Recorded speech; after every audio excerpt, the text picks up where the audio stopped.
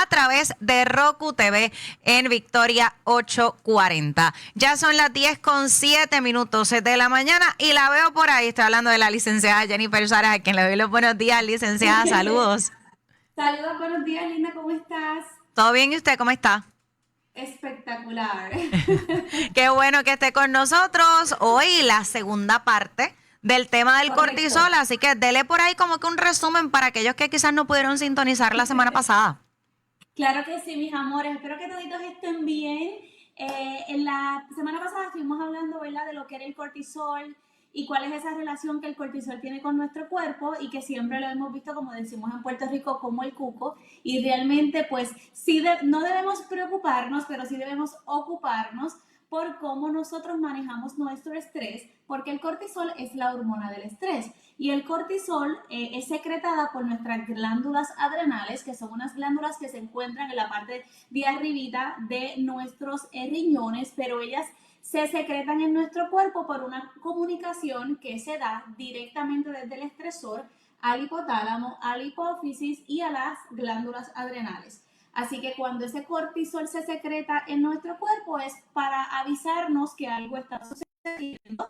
Ese algo o ese estresor debe ser resuelto, porque si no se resuelve, ahí es donde los niveles de cortisol elevados, Linda, nos tienen unos efectos perjudiciales a lo que sería nuestra salud y nuestros órganos y nuestros tejidos. Así que el estrés, si no se maneja, se convierte en un factor negativo, porque entonces estos niveles de cortisol se permanecen mucho tiempo en nuestro torrente sanguíneo, en nuestro sistema, y ahí es donde vienen los efectos secundarios.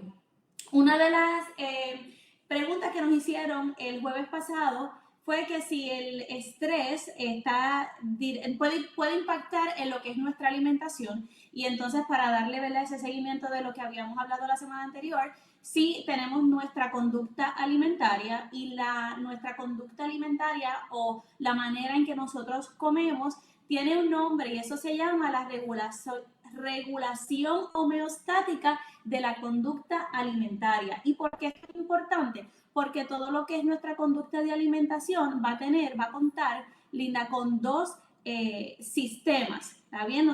Como nosotros estamos consumiendo la comida tiene un efecto desde dos sistemas, perdón, que les voy a explicar en un momento.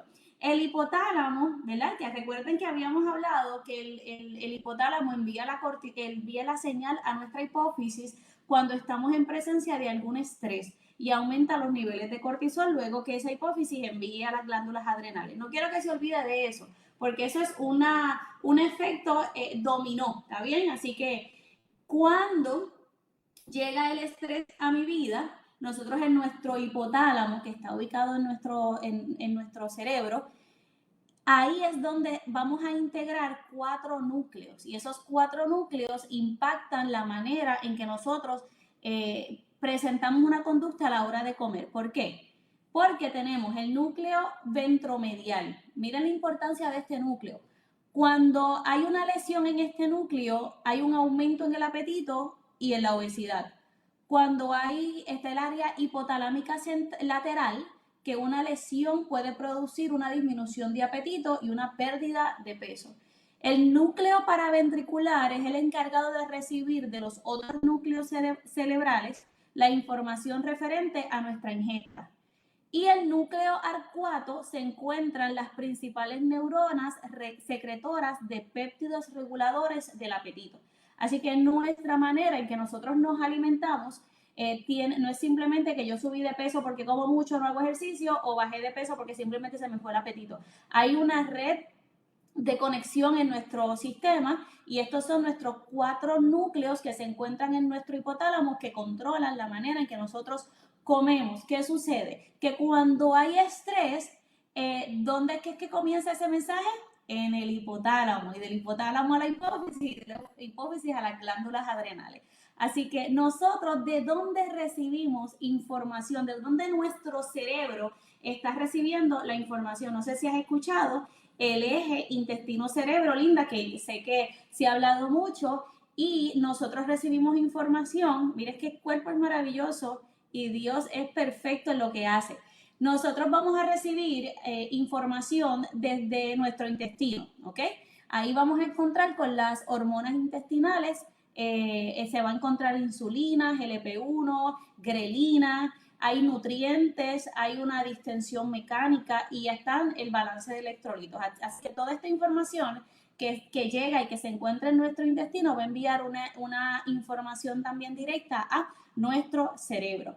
También vamos a recibir información de nuestro sistema corticolímbico, y en el sistema corticolímbico vamos a encontrar los factores hedónicos, que aquí están nuestros gustos, el aspecto de la comida, ambiental, la parte social y la parte emocional. Así que está el eje intestino-cerebro y está el sistema corticolímbico, que está constantemente comunicando y llevando una información hacia nuestro cerebro. Así que por eso sí, el estrés y la ansiedad va a impactar la manera en que nosotros estamos consumiendo, ¿verdad?, nuestra comida. Y aquí también necesito mencionar la parte de nuestra crianza, porque en nuestra crianza es que se van formando esos gustos y esas preferencias que vamos teniendo desde niños. Así que eso, con el pasar del tiempo y la información que nosotros vamos recibiendo, continuamos enviándole esas señales, ¿verdad?, a nuestro cerebro. Por eso es que un intestino saludable va a ser que nosotros tengamos, va a ser en la región visual que nosotros absorbamos,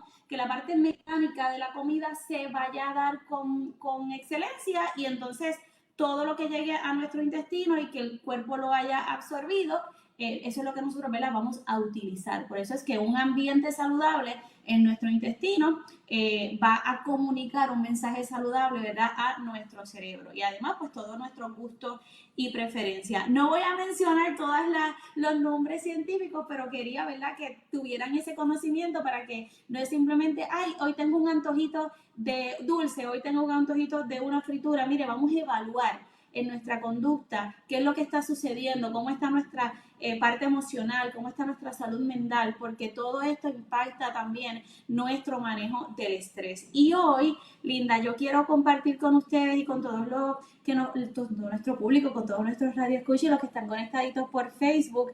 Miren, el estrés, y esto es bien importante que ustedes lo sepan, para que usted diga, yo tengo estrés o tengo ansiedad. Y recuerda que necesitamos cuidar nuestra parte emocional y, si es necesario, buscar ayuda. El estrés generalmente es una respuesta a una causa externa. ¿Cómo? Vamos a poner un ejemplo. Si vamos a la escuela y vamos a tomar un examen, o nos van a hacer un examen médico, nosotros estamos estrésicos, un poquito preocupados, pero ese estrés es completamente normal, porque es nuestro cuerpo que está en alerta. Una vez tomamos el examen, una vez nos realizan el examen médico, todo vuelve a su normalidad, ¿ok? Y ese funcionamiento de nuestro cuerpo está perfecto. Ahora bien, la ansiedad generalmente es interna, ¿verdad? Es como significa esa relación que yo estoy teniendo ante ese factor de estrés, o ante ese ambiente que me está ocasionando, ¿verdad?, un estrés. Entonces, con frecuencia va a incluir ese sentimiento persistente de temor. O sea, ese sentimiento de temor no va a desaparecer. Ese sentimiento de preocupación no va a desaparecer una vez, por ejemplo, usted haya terminado de coger el examen o usted le hayan realizado ese examen médico. Así que esa preocupación va a seguir constante. Y ambas pueden afectar nuestro cuerpo y nuestra mente. ¿Cómo? Con una preocupación excesiva, con una inquietud, con tensión, con dolor de cabeza o dolor generalizado, con la hipertensión o la presión arterial elevada, con pérdida de sueño, ¿ok? Así que todos estos síntomas que yo estoy sintiendo cuando ese estrés o ese estresor no se resolvió, se convierte en ansiedad. Y aquí es donde el cortisol, ¿verdad?, dependiendo de cuánto tiempo permanezca en elevado en nuestro sistema, van a ser los efectos secundarios. En este caso, ¿verdad?, sería dolor de cuerpo, de cabeza, presión arterial. Recuerden que habíamos hablado que el cortisol es la hormona del estrés que pone el cuerpo en alerta. Pues es como si todo el tiempo nosotros estuviésemos en alerta y esos niveles de cortisol no disminuyen en nuestro cuerpo, pues entonces ahí tenemos unos efectos secundarios en el sistema nervioso central, en el tejido adiposo, en todo lo que sería, ¿verdad?, nuestro cuerpo. Hay personas que presentan el estrés y no lo resuelven y pasa ansiedad y se activa lo que son diarreas, lo que son vómitos, lo que son desmayos. Cada ser humano, ¿verdad?, es completamente diferente, y dentro del estrés hay 3 fases. ¿Cuáles son esas fases? La fase número 1 es la fase de alerta o alarma. Esa fase es cuando se activa ese eje hipotálamo hipófisis adrenal que hablamos la semana pasada y aumenta una división simpatética movilizando esa energía que nosotros tenemos en el hígado reservado y en el tejido adiposo. ¿Qué pasa? Que aquí es donde va a incrementar mi gasto cardíaco, mi respiración, mi frecuencia diladora, presión arterial, azúcar en sangre y otros síntomas dependiendo, ¿verdad?, de cómo nosotros estemos manejando esta fase. Entonces, ¿qué pasa? En esta fase normalmente la persona no siente hambre. Es cuando inhibe el apetito y se inhibe digestión. ¿Qué pasa? Que si no se resuelve en esta fase, Linda, vamos a pasar a la segunda fase. Y esta segunda fase es resistencia o defensa. En esta fase exclusivamente es donde los individuos o los seres humanos soportamos ese estrés físico o mental, o físico y mental, y podría derivar en el agotamiento de las reservas de nuestro organismo. Aquí es donde viene la fase de cansancio, donde tengo un sueño bien fuerte, donde me siento bien cansada durante todo el día. Aquí es donde, ¿verdad?, si esta fase número 2 se logra resolver, yo no tengo que llegar a la fase número 3. Pero si yo llego a la fase número 3, aquí es donde surge el agotamiento completo, que es donde se aumenta la intensidad y se prolonga esa exposición a ese estresor, a ese evento, a ese lugar que a mí me ocasiona estrés. Ese estrés crónico favorece la presencia de desajustes neurohumorales y balance energético. Aquí es donde la conducta alimentaria se va a ver impactada porque puede ser que la persona o no coma o coma de más. Tenemos los extremos, ¿está bien? Y se da el establecimiento de una condición fisiopatológica. Aquí es donde comienzan los diagnósticos médicos. ¿Qué diagnóstico? Dependiendo, ¿verdad?, de la condición o cómo su cuerpo haya respondido a ese factor estresante por tanto tiempo. Por eso es importante, Linda, que veamos nuestra conducta alimentaria no ajena simplemente a gustos y preferencias nada más, sino que evaluemos cómo estamos en el estrés. Si tenemos estrés, si tenemos ansiedad, si usted se ha identificado con alguna de estas fases, es bien importante, ¿verdad?, que nosotros busquemos ayuda. ¿Por qué? Porque hay solución, los profesionales, ¿verdad?, de la salud estamos dispuestos a ayudarles para que entonces usted no se convierta en un comedor emocional, ¿ok? Así que los comedores emocionales en periodos de estrés consumen una mayor cantidad de alimentos.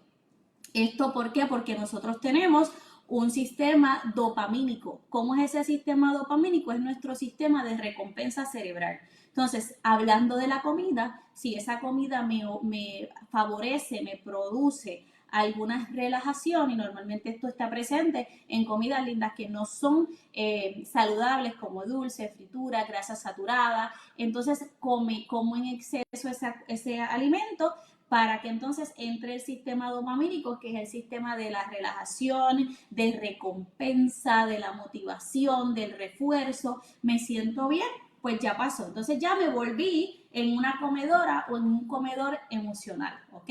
Así que este tema, Linda, es bien interesante. Si hubiesen alguna duda, pregunta que ustedes se quedaron, nos puede escribir y volvemos otra vez la semana que viene. El sistema dopamínico es un sistema bien complejo, Linda. Yo tengo un estudio que tuve la oportunidad de adquirir de una de las escuelas de medicina, donde se presenta la imagen de cómo nuestro cuerpo, ¿verdad?, produce lo que es la dopamina cuando hay estrés, cuando hay ansiedad, cuando hay preocupaciones, cuando está ese estrés crónico que es por mucho tiempo, nuestro sistema, la dopamina disminuye en nuestro cuerpo. Entonces ahí es donde también se levanta el estoy triste, lo que son problemas emocionales como la depresión y otros problemas, ¿verdad?, de la salud emocional, y está exclusivamente, ¿verdad?, ligado con cómo el cuerpo produce dopamina, Linda, para que sé que estamos ahí en tiempo. Tirosina es un aminoácido no esencial, nuestro cuerpo, ¿verdad?, lo puede producir, pero también se va a encontrar en la mayoría de los alimentos, por ejemplo, alimentos con la mayoría de la alimentación balanceada, en lo que serían las carnes, los huevos, pero también, es que yo me quiero adelantar, Linda, esa tirosina convierte a L-Dopa y la L-Dopa se convierte en dopamina, ¿ok? Y ahí entonces entra el sistema de recompensa del cuerpo. ¿Qué pasa? Que también la podemos obtener, ese sistema de recompensa, desde el alcohol, desde los dulces, y aquí entonces entramos en las conductas que no son saludables para producir ese efecto de recompensa o dopamínico en nuestro sistema y nos sentimos bien. Por eso es que lo que hago todos los días, Linda, es lo que me define. Ese dulcecito no pasa nada, pero si me lo como todos los días, pues entonces, ¿qué pasó? O si no tengo una buena conducta alimentaria, ¿verdad? Pues me voy a enfermar, voy a tener obesidad. Así que es bien importante, ¿verdad? Que evaluemos, que se dejen guiar, que busquen ayuda, porque para eso estamos los profesionales de salud. Y así mismo es, ¿cómo podrían entonces conseguirte para más información y esa guía por ahí estructurada? Claro que sí, al 787-961-5656 y al 787-559-0585 y por Facebook como Wellness by Jenny y en Instagram como Wellness_Jenny. Gracias, licenciada. Será hasta la próxima.